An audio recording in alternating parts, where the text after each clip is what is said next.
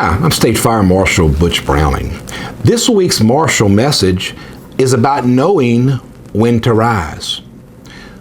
Leadership is about people who know when to speak, when to act, and yes, when to rise. You know, a leader can't be the solution to every problem. That's why we have groups. That's why we have teams. The teams solve the problems.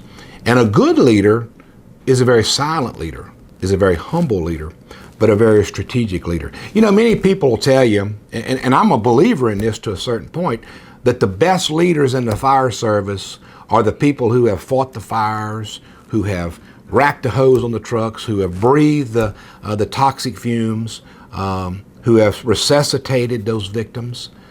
And I'll tell you, in part, it's important if you're going to be a fire service leader that you have walked the walk and talked the talk. Very important. But there's a very important piece that you must learn if you're going to be a holistic leader. You got to learn how to support your team. You got to learn how to grow your team. Your team has wisdom, your team has knowledge, and your team possesses a responsibility. And if your team requires you as a leader to give them direction on every step of the way, then I'll tell you, you're not a very effective leader. Good leaders have an organization that operate day in and day out under very proactive, professional, and compassionate leadership, which is holistic of everybody in the organization. A good leader today has opportunities that they rise. They rise upon certain issues. They rise upon certain initiatives. And the way in which they rise creates that daily confidence of their firefighters, of their company officers, and of their chief officers. So for a leader, for people to have to stand in line at the chief's door to get direction, that's leadership of the past. What you will do today as a leader is you let your organization operate under the principles, the visions, and the aligned values that you cultivate every day. You rise to bring about better leadership and better accomplishments.